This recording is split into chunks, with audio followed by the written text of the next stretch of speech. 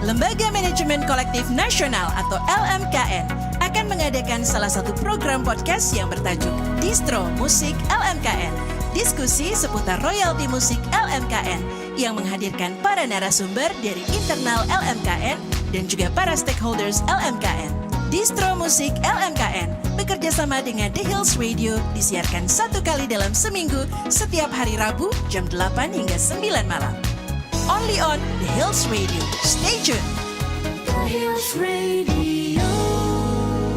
The Hills Radio, your music, your lifestyle. The Hillers, balik lagi barengan gue Indah Firdaus as your host tonight. Dan seperti biasa, Rabu malam, it means Distro Musik LMKN.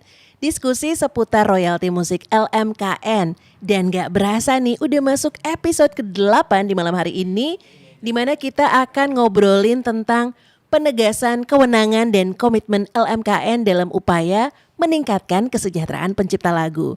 Malam hari ini masih menghadirkan moderator kita Bapak Joni W. Maukar SHMM selaku Komisioner Bidang Royalti dan Lisensi LMKN. Dan narasumbernya adalah salah seorang penulis lagu, Bapak Richard Kyoto. Langsung kita sambut Bapak Joni dan Pak Richard. Selamat malam.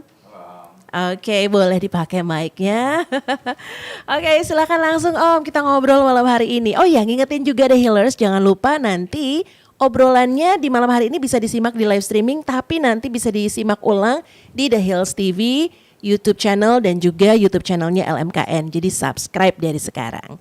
Oke, Om Joni dan Pak Richard, selamat malam. Selamat malam semuanya. Siapa saja yang sedang bergabung dengan kita di The Hills radio streaming ya. Malam hari ini saya bersama dengan hits maker dari Indonesia. Ya, lagunya sudah melanglang buana juga sampai ke Malaysia, Singapura dan negara-negara lain ya. Pak Richard Kyoto. Ada dua. Apa itu?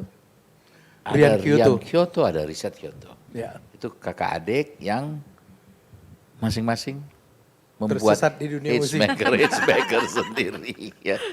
Jadi dua-duanya pembuat lagu hits.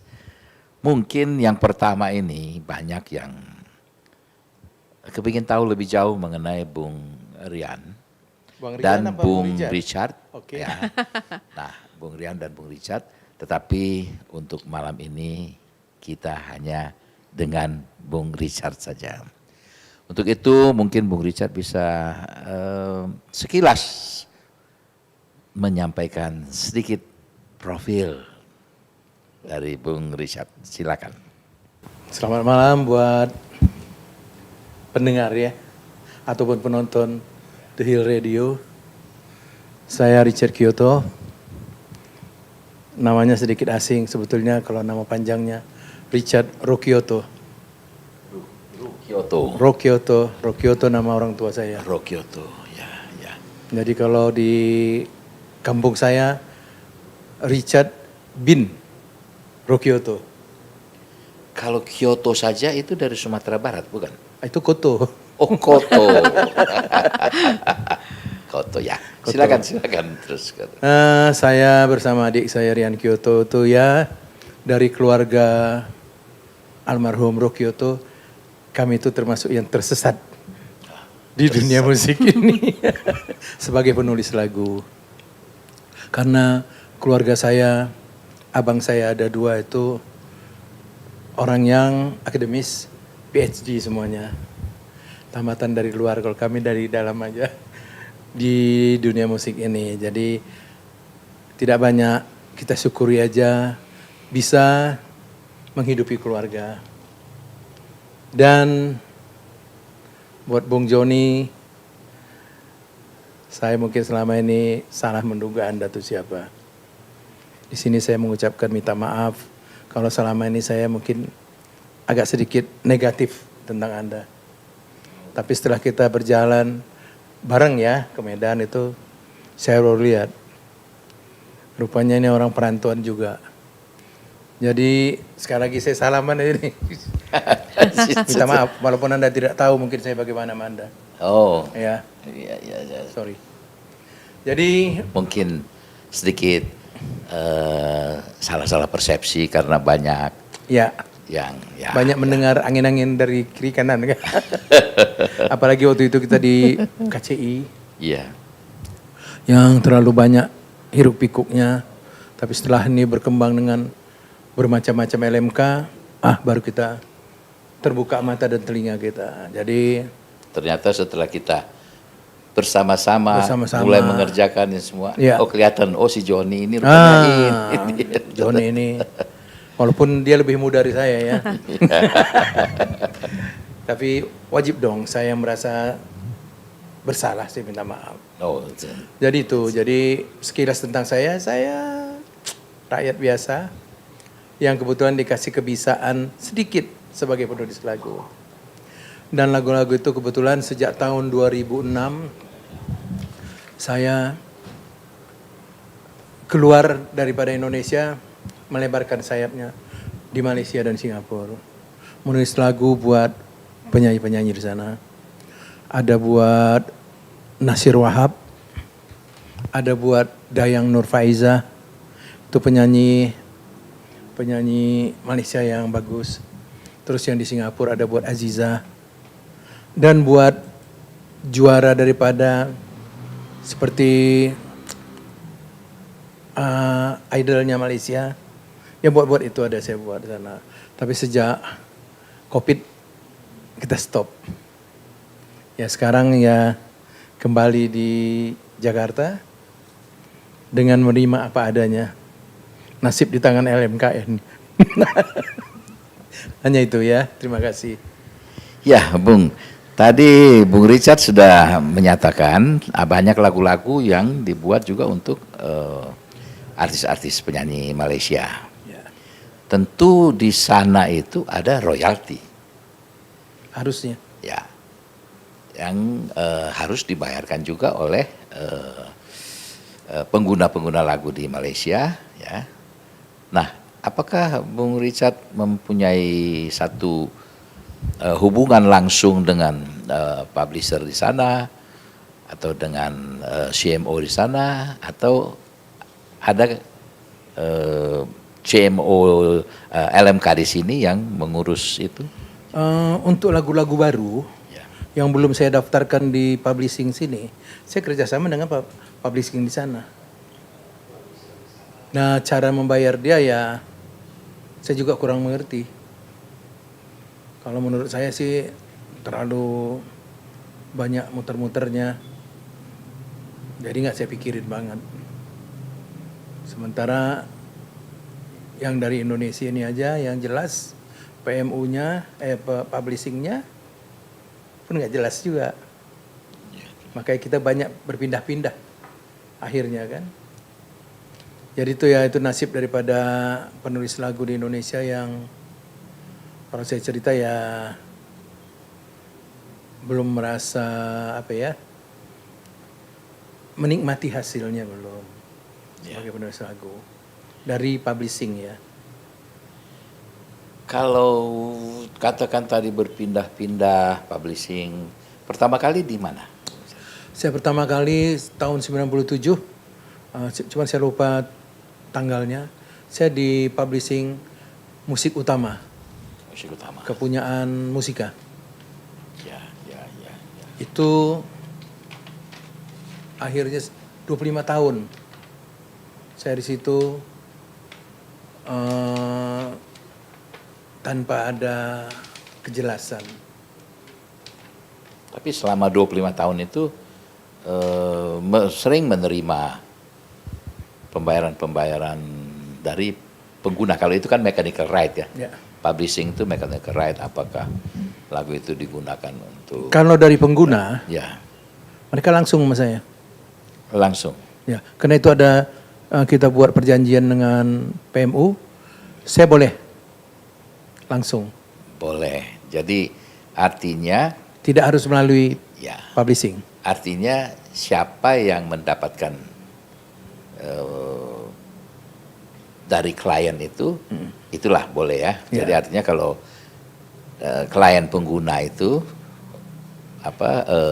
melalui PMU yang Ya. mengurus. Ah, Tapi kalau bukan melalui PMU, langsung juga. Jadi boleh. gini, Bung. Sewaktu kita terikat kontrak baru dalam 2 tahun, saya lihat tidak ada hasil, saya kembali menanyakan, meminta izin bahwa biar saya kelola sendiri. Akhirnya diizinkan oleh pemilik, saya boleh nego sendiri masalah lagu-lagu yang sudah dikontrak. Kecuali lagu baru. Ya kan? Nah, itu yang terjadi. Dan PT PMU itu tidak bisa menjual sendiri kalau untuk dipakai dalam bentuk musik baru, dia harus izin dari saya. Kebetulan begitu. Karena saya waktu itu mau keluar, tidak diizinkan. Jadi dikasih keringanan. Namun, hasil-hasil yang dari luar negeri ternyata tidak ada, tidak pernah saya terima. 1 sen pun sampai saya keluar di tahun 2022. Itu sudah ditanyakan Oh sudah, kan ada report kan? jawabannya? 0. Tidak ada. Nah, tidak ada yang memakai, tidak ada yang menggunakan dalam bentuk apapun. Sementara saya di luar negeri, di Malaysia, saya dapatkan itu dalam bentuk penjualan fisik, dalam apapun ada. Tapi tidak ada laporan. Kalau sudah ditangkap sama saya tunjukkan, baru mereka bayar. Di Malaysia. Sini yang kasih izin itu, kan master di sini kan. Oke. Nah, saya datangi kemari, karena kalau Malaysia kan dia terima. Penggunaan lagunya di Malaysia, tapi Ya. izin dari publisher di sini. Iya. Ya. Jadi itu ternyata. Nah, jadi setelah 25 tahun, ternyata ada lagu itu dipakai dan ada pembayaran itu ke PMU selama 25 tahun. Tapi tidak pernah ada laporan ke saya. Tidak ada laporan dan tidak ada bagian royalti. Bagiannya tidak ada. Oke, itu masuk di dalam mechanical right. Ya. Ya, apa yang kita kuasakan kepada publisher itu masuk dalam mechanical right, sehingga ranah kewenangan LMKN tidak ada di situ. Ya. Tapi kita harus perjuangkan itu bersama-sama, seluruh insan musik, ya, seluruh stakeholder musik harus bersama-sama memikirkan bagaimana supaya ada win-win solution dan juga kita mendapatkan porsi yang sama untuk hak-hak kita. Mungkin itu menjadi satu catatan untuk di dalam pertemuan-pertemuan ekosistem musik ini, kita perlu bicarakan itu. Jadi kita perlu satu tekad, kita perlu bersama-sama, jangan kita sikut-sikutan. Ya, kita harus bersama-sama. Salah satunya menjadi catatan malam ini adalah bagaimana kita bisa bergandengan tangan dengan publisher, ya, khususnya para pencipta lagu.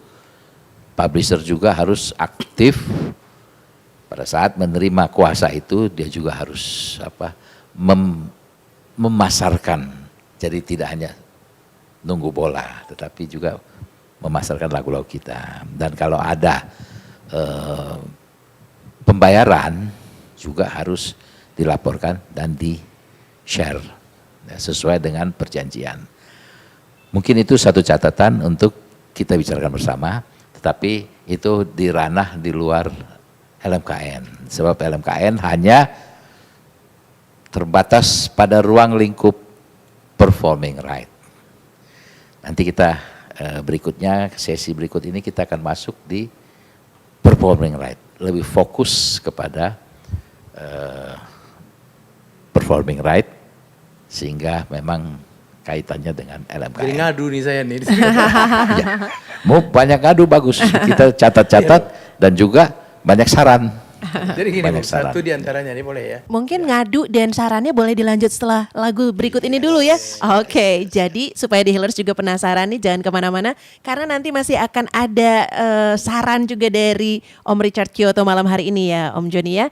Oke, so once again stay tune terus, masih di Distro Musik LMKN, tentunya only on the best streaming radio in Indonesia. Then you hear a man is moving back to call.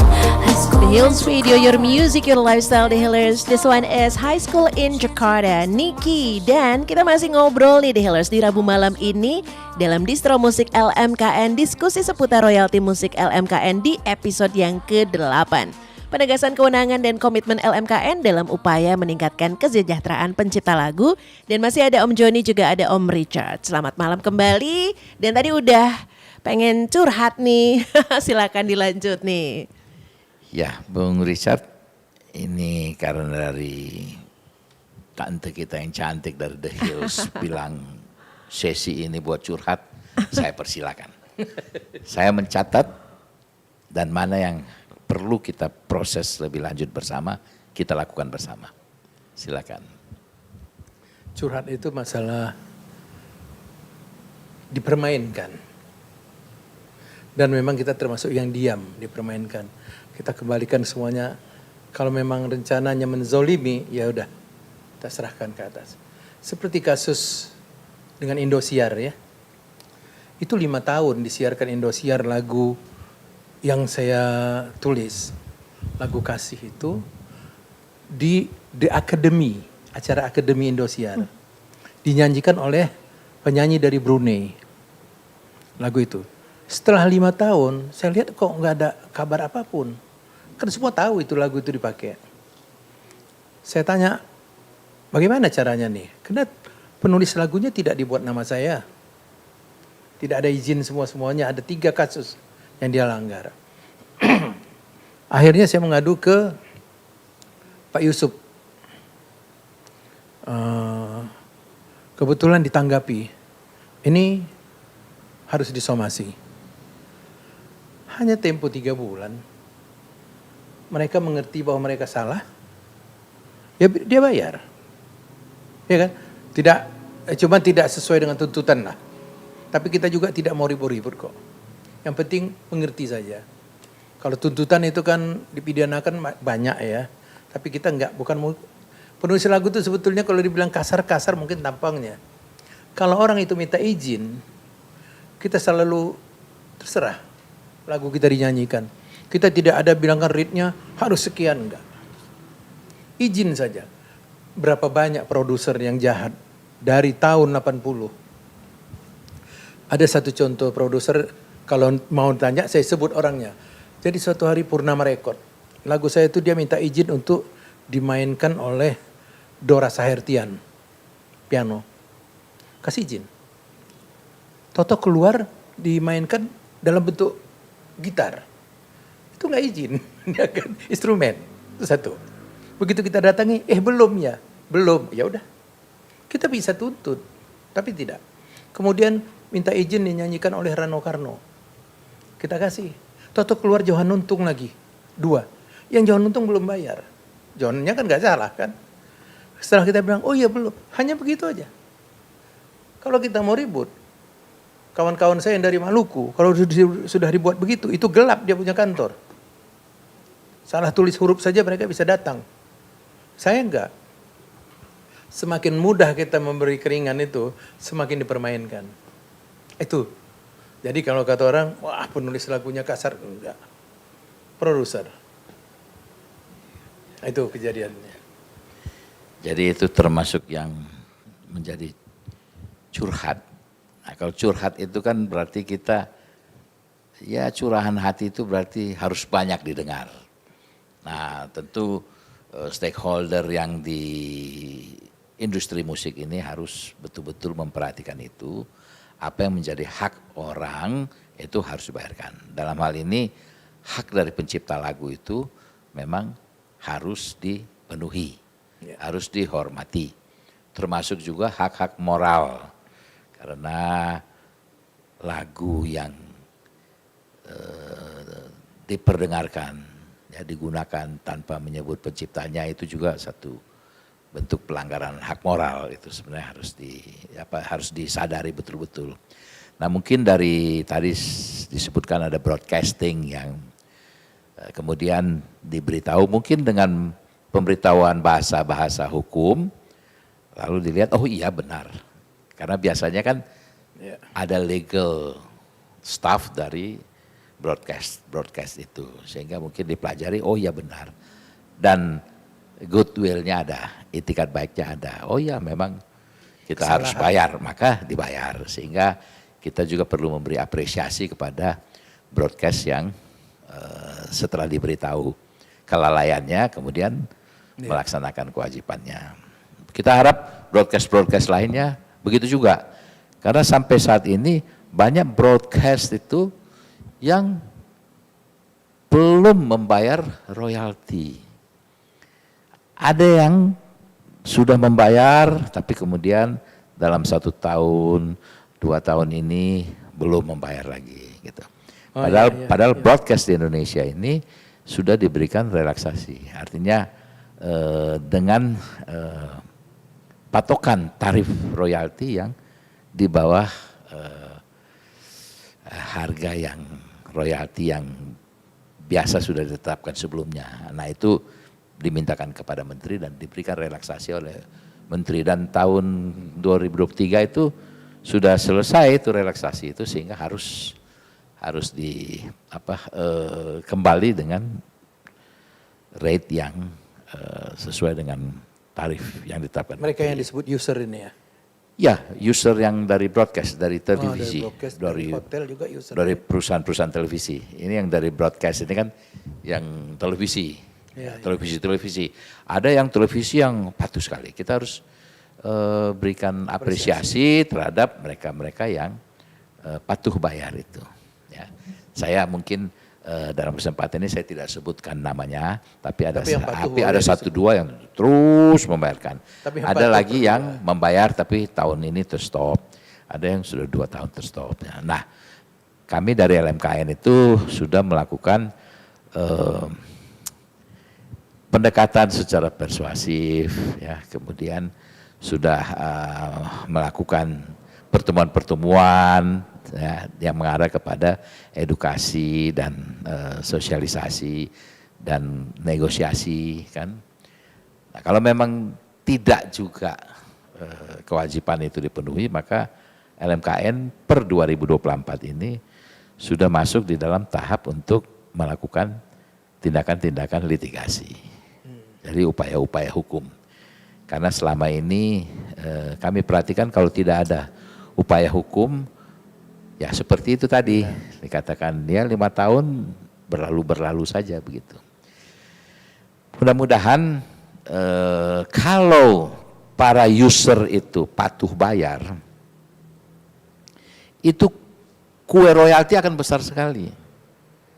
Nah, sehingga kalau dibagi itu para pencipta lagu, termasuk juga penyanyi dan pemusik ya yang memegang hak terkait, itu akan mendapatkan royalti yang cukup besar, sehingga sejahteralah para pencipta lagu itu gitu. Dari konser gitu misalnya, kami melakukan upaya-upaya itu juga masih terbentur. Jadi dari potensi yang besar itu hanya sedikit yang baru bisa dibayarkan. Oleh karena itu sebenarnya kita semua harus bersatu. Jangan kita terpecah-pecah, para pencipta lagu, para pemegang hak terkait, bersatu kita memaksa, ya, kita melakukan tekanan-tekanan, pressure, ya, kita menjadi satu pressure group ini, ya, seniman-seniman musik ini, untuk menekan para user itu untuk melaksanakan kewajibannya, karena itu kewajiban itu, membayar royalti adalah kewajiban. Nah, jadi kami itu dari LMKN itu berharap janganlah kita itu saling serang menyerang, ya, berbantah-bantahan, tetapi kita bersatu untuk membuat para user itu, para pengguna lagu itu patuh bayar royalti. Itu untuk 2024 ini LMKN masuk ke litigasi. Itu gitu kira-kira Pak. Jadi Pak Richard. sebetulnya harapan kami pada LMKN ini besar sekali.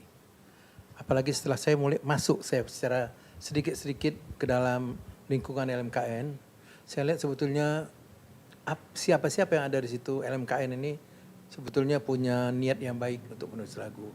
Cuma banyak juga memang gosokan-gosokan yang membuat ketidakpercayaan kita pada LMKN. Itu ada ya.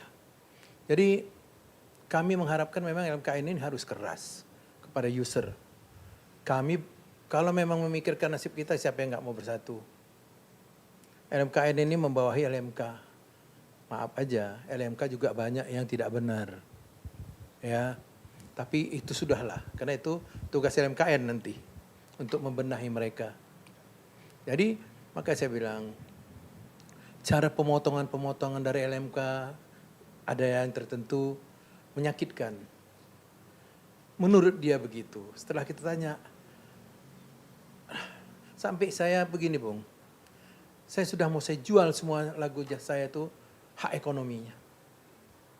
Hak moral mungkin nggak bisa ya nama. Hak ekonomi mau saya jual habis semua, saya tidak bisa terima royalti sampai kapanpun. Seumur hidup sampai anak cucu. Kenapa? Sia-sia saya tunggu itu. Sampai saya bilang sama kawan, siapa yang mau beli? Katanya Cina mau beli, ambil aja. Ada sekitar 200 lagu. Saya kasih aja. Kenapa?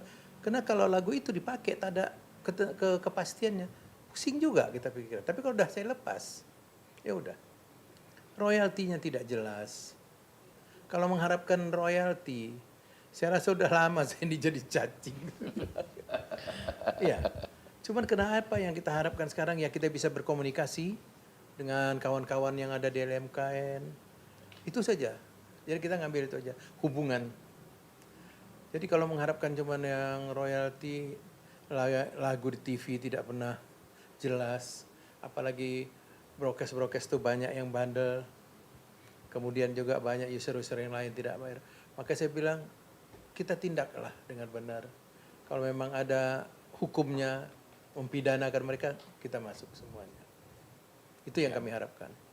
Iya. Memang kuncinya karena ini kan menerima kuasa dari pencipta lagu, kemudian juga menerima kuasa dari pemegang hak terkait, para penyanyi, pemusik itu. Satu kata saja untuk itu. Orang kalau diberi kuasa itu, lembaga kalau diberi kuasa itu, ya harus trust, harus bisa dipercaya. Nah untuk bisa dipercaya itu dia harus transparan. Nah LMKN memang karena mungkin kami yang sekarang ini kan baru satu periode 1 tahun ini ya, masuk di tahun kedua gitu ya. Kami berupaya untuk transparan. Nah, Bung Richard kan pernah beberapa kali ke LMKN dan bisa dikatakan melihat semua apa yang budget LMKN, apa yang direncanakan LMKN, semua target, semua sampai ke angka-angka detail. Bung Richard bisa melihat itu. Dan mungkin kalau dari LMKN bertanya ke Bung Richard, apakah LMKN sudah cukup transparan? Sehingga bisa dilihat itu. Nah, tetapi mungkin ada kekurangan di LMKN adalah untuk mempublish. Ya, mungkin LMKN kurang di dalam PR-nya, ya, mungkin di LMKN itu kurang. Ya, kita tahulah LMKN tidak punya dana biaya sehingga hal-hal yang terkait dengan mempublish semua yang dilakukan LMKN itu kan memerlukan biaya, memerlukan ini semua. Mungkin ada keterbatasan di situ. Ya, kita punya Marshall, kita punya di LMKN itu juga ada Mbak Ike, Nurjana. Ya, tetapi kalau hanya 2-3 orang harus memikirkan bagaimana mempublish semua kinerja kegiatan LMKN itu memang masih tertati-tati. Ya. Nah, akibatnya tidak banyak masyarakat yang tahu. Tapi kan Bung Richard sudah 2 kali 3 kali berkunjung ke LMKN dan melihat dipapar secara terbuka semuanya. Nah, bagaimana kesan dari Bung Richard terhadap Ya, kesan saya, transparannya makanya saya bilang LMKN. Dilanjut setelah ini apa mau? Iya. Oke. Dilanjut Nah, setelah ini. kesannya Bu Richard terhadap Disimpan. LMKN disimpan setelah satu Ya, lagu ya, ini ya. Apakah sudah cukup transparan? Apakah sudah berhak mendapatkan trust? Jangan kemana-mana The Healers ya, masih di The Best Streaming Radio in Indonesia. Come on, Harry, we want to say goodnight to you. The Hills Radio, your music, your lifestyle. Harry Style with As It Was, The Healers di 2040 malam hari ini. Tentunya kita masih ngobrol seru nih di episode ke-8 Distro Musik LMKN. Diskusi seputar royalti musik LMKN. Dan tadi udah ada 2 kata kunci nih dari Bung Joni. Ada trust dan transparansi yang akan langsung dijawab sama Bung Richard. Ya, Bung Richard, kita langsung masuk.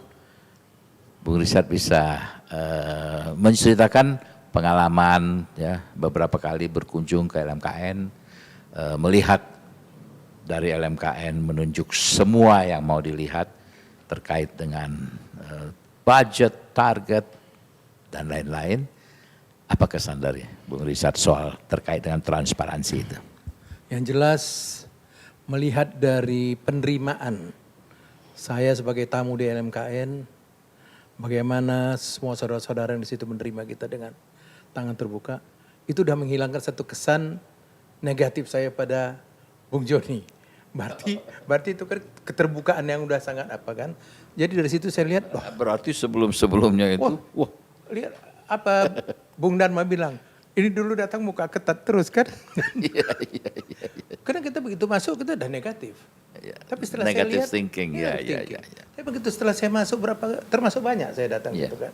Saya lihat semuanya, loh, ini terlalu banyak mendengar. Karena kita juga tidak semua orang suka dengan LMKN. Iya. Ya kan gitu kan. Penulis-penulis lagu yang lain pun nggak ngerti dia di mana LMKN pun, tapi dia mendengar yang negatif. Sehingga akhirnya ada satu pihak lagi yang mengatakan LMKN tidak benar. Tapi saya bilang, loh, kita nggak usah cerita banyak tentang itu kan. Ya sudahlah, kan seperti saya bilang, banyak yang suka, banyak yang tidak suka. Kenapa? Banyak yang tidak tahu. Yang penting dia bilang itu orangnya gini, semuanya begitu tuh. Kalau di dunia musik nggak ada apa-apanya itu, kan begitu ceritanya kan. Nah, tapi setelah saya lihat, maka saya bilang, loh, salah saya selama ini menilai Bung Joni. Sama Bung Dharma, itu kawan kita dari dulu. Kalau Bung Dharma tuh kalau jumpa dia peluk-peluk saya kan. Belakangan dia bilang, itu muka ketat kalau jumpa sekarang sudah tidak. Betul kan? Karena dia lihat saya pikir juga nggak ada apa-apa. Apalagi sekarang anak-anak muda seperti Marcel, sangat santun. Ya kan? Jadi saya masuk ke LMKN itu tidak seperti tamu lagi. Ya keluarga sendiri lah. Ya, cuman yang harapan dari saya adalah kalau masalah trustnya itu udah, saya rasa mau apa lagi ya. Untuk sementara ini hanya segitu bisanya. Tapi penekanan untuk ketegasan kita kepada user-user yang membandel itu yang perlu saya pikir. Tolong kita penjarakan sesuai dengan undang-undangnya. Ya, LMKN itu kan rumah kita sendiri, Iya. rumah kita bersama. Jadi begitu Bung Rian masuk ke dalamnya, oh ternyata begini. Negatif thinking yang Hapus. karena bisikan-bisikan Terhapus, terhapus semua. Oke, mudah-mudahan nanti apa yang dilihat oleh Bung Richard itu juga nanti tersampaikan melalui berbagai cara lah, nanti mungkin dipikirkan oleh Mbak Ike, Marcel dan kawan-kawan. Itu yang menjadi satu hal yang harus menjadi concern dari LMKN supaya transparansi itu jelas sehingga trust itu bisa didapat. Memang tidak mudah tapi LMKN berupaya untuk itu. Nah, Bung Richard, satu hal yang ingin kita pindah ke yang ringan-ringan sedikit ya. Ini sudah mengenai royalti. Satu hal yang ingin saya tanyakan, itu lagu-lagu hits itu, misalnya lagu Kasih, terus dengan Ermi Kulit, itu hubungan antara penyanyi dengan pencipta itu, hubungan emosionalnya ada terlebih dahulu atau bagaimana? Atau cuma diberikan saja terus dinyanyikan atau ada komunikasi-komunikasi sebelumnya? Lagu Kasih itu pada waktu saya berikan itu ke almarhum Ireng Maulana, saya belum mengenal Ermi Kulit dengan baik. Nah, tapi setelah lagu itu menjadi hit dan menjadi apanya Mbak Ermi, hubungan kami baik. Dan sampai sekarang itu saya bisa akuin satu-satunya penyanyi yang tidak melupakan penulis lagunya Ermi Kulit. Sangat baik dia. Kita beri apresiasi kepada Ermi Kulit. Iya, Mbak Ermi Kulit. Kalau yang lainnya itu nanti mulut saya jadi jahat juga. Tapi gitulah. Kalau Kita Mbak Ermi positive itu, thinking saja. iya, kalau Ya. Mbak Ermi itu saya bilang sangat baik. Sangat baik. Kemana saja dia di interview atau dimanapun, dia tidak lupa menyebutkan karena adik-beradik. Karena kebetulan lagu saya yang Kasih, Ya. lagu adik saya Rian itu yang Pasrah. Itu yang membuat dia naik. Ya. Kalau menurut ceritanya, album Kasih itu adalah album terakhir kontrak. Kalau itu tidak jalan, habis dia. Tapi begitu jadi, langsung disambut lagi. Setelah Kasih itu ada lagunya almarhum Cecep, tapi itu biasa saja, sesal apa-apa. Masuk lagunya adik saya Rian, Pasrah, booming lagi. Itu sampai kapanpun begitu. Ya. Ya, sampai sekarang dia tuh sama saya tuh ya seperti kakak adik aja, saudara aja. Jadi Ermi Kulit tuh kadang-kadang Ermi Kyoto kita bilang. Saya hadir di 50 tahun. 50 tahun Ya. ya karya Ermi Kulit berkarya. Itu secara khusus, secara spesial dia mengundang kedua bung-bung ini untuk tampil. Hampir. Ya, menerima hadiah, apresiasi ya, dan goodwill menerima dari dia. goodwill dari dia ya. Itu yang dibilang kacang tidak lupa kulit. Wah, kalau dia itu bukan kacang, itu manusia. Kalau yang lain memang betul kacang. Kacang. Jadi kacang aja tidak lupa kulitnya ya.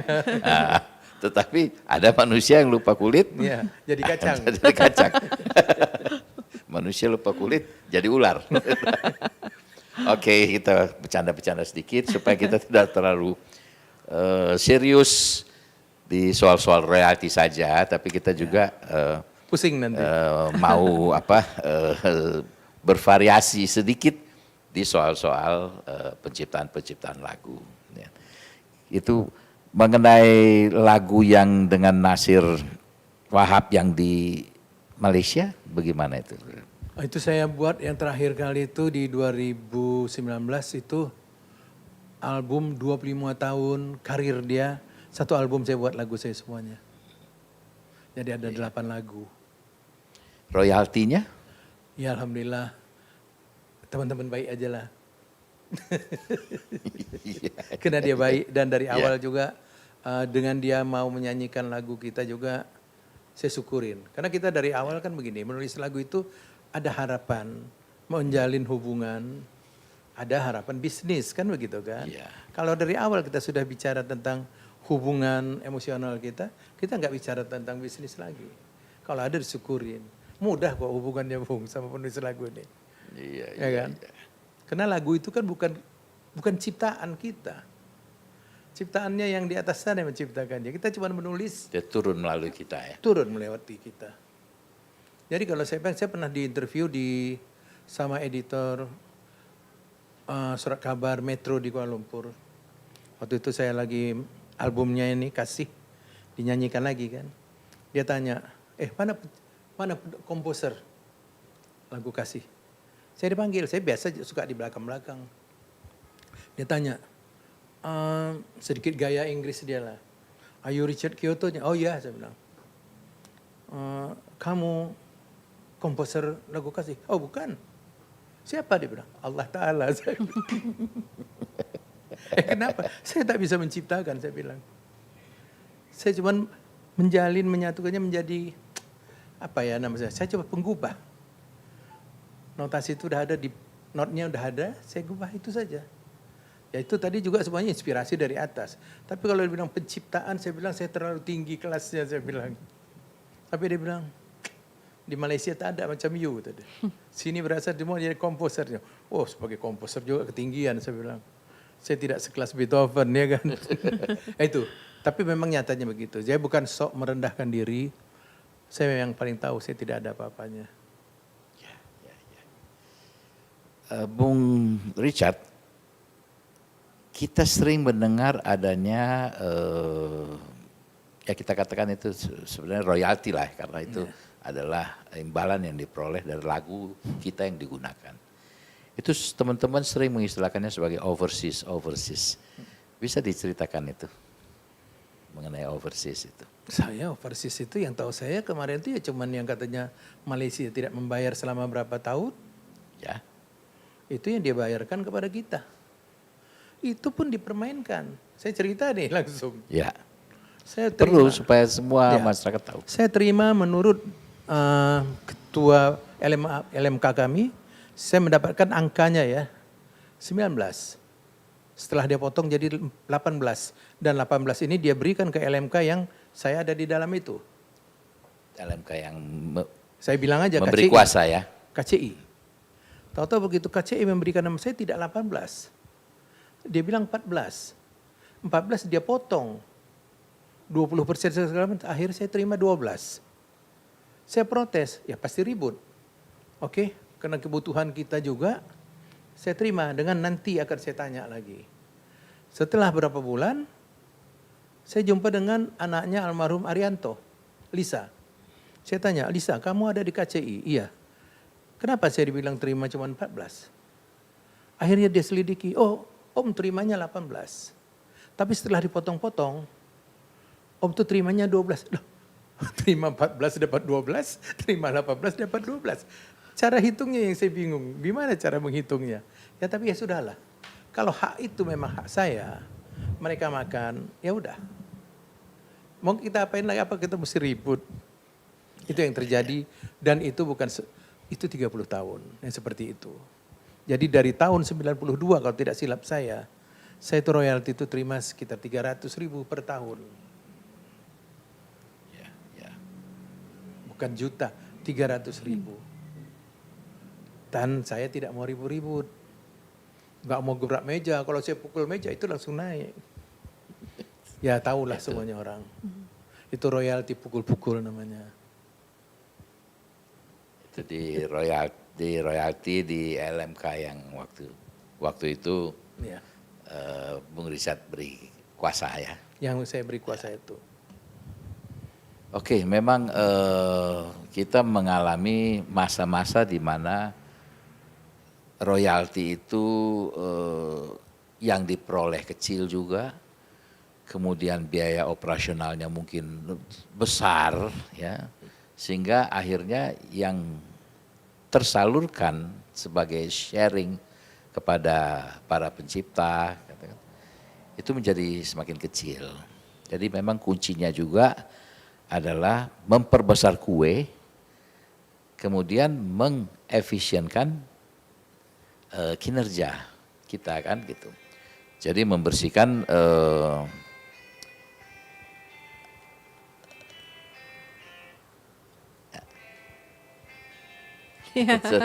ada gangguan sedikit, dibiarkan saja ya. Nah jadi kuncinya memang memperbesar kue royalti, kemudian mengecilkan sebisa mungkin, seefisien mungkin biaya operasional untuk mendapatkan royalti tersebut. Nah dengan demikian maka kita harus banyak bertemu, kita harus banyak berdiskusi untuk supaya kita itu dapat mengefektifkan lembaga-lembaga ini. Jadi lembaga manajemen kolektif maupun lembaga manajemen kolektif nasional ini harus mengevaluasi lebih banyak lagi supaya kita bisa temukan bagaimana solusinya ini ya, untuk mengatasi semuanya ini, kekurangan-kekurangan ini. Saya rasa itu dulu.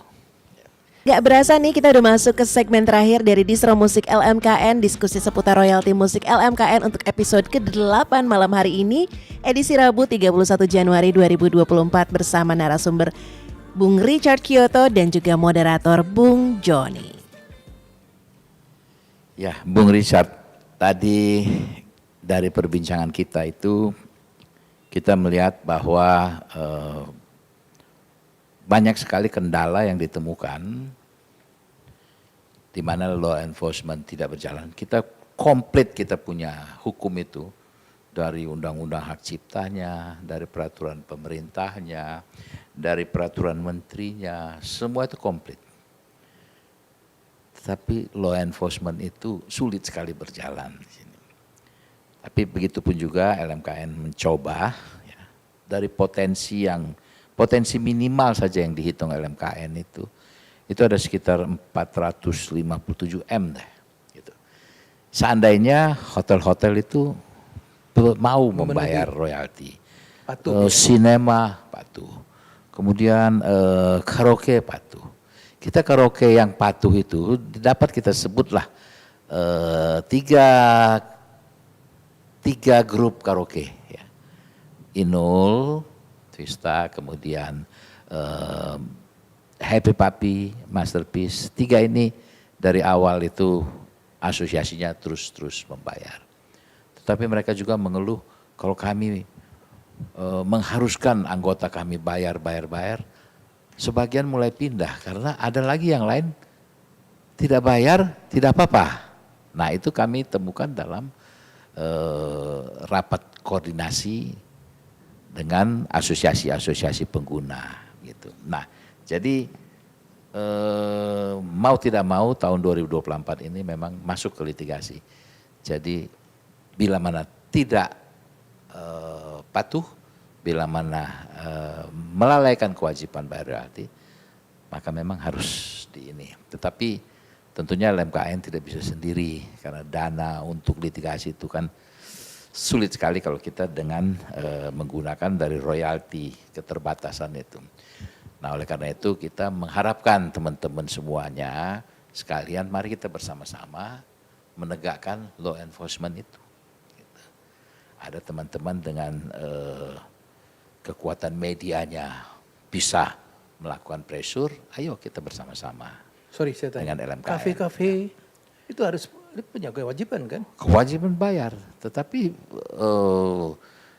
kafe-kafe itu masih banyak yang belum bayar. Kafe-kafe besar itu, saya tidak usah sebutkan namanya, tidak etis ya. Kafe-kafe besar tidak mau membayar. Gitu. Jadi itu mall-mall misalnya, banyak tidak bayar. Dan outlet toko-toko itu yang memutar lagu itu di mall itu juga harus bayar, tapi belum mau bayar. Nah semua itu sering berlindung di belakang asosiasinya. Jadi asosiasi bernegosiasi menekan harga serendah mungkin, sehingga kalau kita hitung per harinya itu, per hari ya, hanya membayar 20.000 pun tidak mau. Gitu. Wah menekan lagi sehingga hanya cuma 800 perak per hari. Kalau kita bagi ya, 1 tahun harus bayar sekian, per harinya cuma bayar sekian. Kan gitu. Maka kami sudah berpikir dari LMKN untuk tidak lagi berbicara dengan asosiasi-asosiasi. Jadi kalau hotel ya hotelnya yang kita. Nah, radio-radio tidak lagi dengan asosiasinya. Ya. Jadi radio-radionya kita. Nah 2024 ini sedang diupayakan seperti itu. Jadi banyak itu yang akan disomasi, kemudian kita laporkan. Gitu. Nah untuk konser sejak Juni LMKN itu sudah membuat aplikasi yang bisa online, sehingga yang tadinya yang dikeluhkan teman-teman masuk cuma dapat 300.000 rupiah dari konser, ya, itu kan memang pada waktu itu COVID. Nah sesudah itu kan baru lagi. Tetapi sekarang mulai dari periode kami ini kami bikin online system. Kemudian kami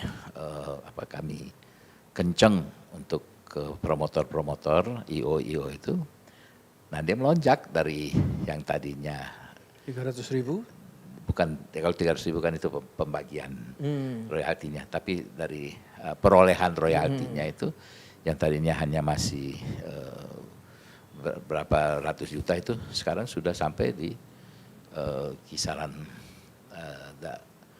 8 miliar apa gitu, 80 miliar. Nah, saya lupa angka pastinya ya, tetapi sudah itu lagi, sudah sangat tinggi ya lonjakannya itu. Nah, ini yang nanti Januari dan itu juga akan mulai membayar. Jadi sehingga royalti dari konser pertunjukan itu bisa menembus ratusan M asal kita mampu melakukan penekanan terhadap promotor-promotor. Nah ini sementara ini LMKN dan teman-teman dari Aksi juga itu ada pertemuan-pertemuan dengan Kementerian Marves, ya, Maritim dan Investasi itu mau mensinergikan itu ke dalam program OSS yang nanti di-handle oleh Bank Mandiri dan Telkom. Nah, masuk di OSS sehingga di 7 venue yang di Jakarta ini, kalau ada konser, otomatis kalau tidak bayar royalti, Tidak muncul. tidak dapat izin keramaian. Nah, ini yang dari dulu sebenarnya LMKN minta, udah dari 2 tahun lalu LMKN minta kira-kiranya dari Kepolisian Republik Indonesia sebelum menerbitkan izin keramaian, minta rekomendasi dulu bahwa dia promotor sudah membayar royalti. Nah, seperti itu. Kan cukup regulasi saja itu. Begitu regulasi, langsung itu ratusan M masuk, bahkan bisa triliun. Nah kalau itu diprorata, dibagikan kepada lagu-lagu yang dinyanyikan, makmur dan kaya raya pencipta lagu di Indonesia. Simple, cukup regulasi. Tapi kita tidak bisa udah meminta-minta tolong bikinkan regulasi itu, tidak bisa, susah. Mungkin belum sampai ke pembuat keputusan akhir ya. Nah mudah-mudahan dimulai dengan Kemenko Marves ini di 7 venue ini dengan OSS, mudah-mudahan bisa itu. Nah tetapi kita berharap itu dikerjasamakan dengan LMKN karena undang-undangnya menyatakan LMKN. Yang gitu. Jadi silakan operatornya dari sana, tetapi LMKN keterlibatannya sebagai koordinator untuk itu, gitu. Jadi supaya kita tidak menabrak undang-undang yang sudah dibuat. Kira-kira itu dari LMKN ini menjawab pertanyaan-pertanyaan dan keluhan dari Bung Richard yang mewakili para pencipta lagu. Ya dalam keterbatasan kita ya begitulah apa adanya. Semoga LMKN ini. Ya, tapi kita berupaya untuk terus semakin maju. Ya. Tujuannya ya sama untuk kesejahteraan para pencipta lagu, kesejahteraan para pemegang hak terkait. Mungkin Bung Richard mau berikan closing statement, silakan. Closing statement saya cuman semoga LMKN tetap teguh ya untuk termasuk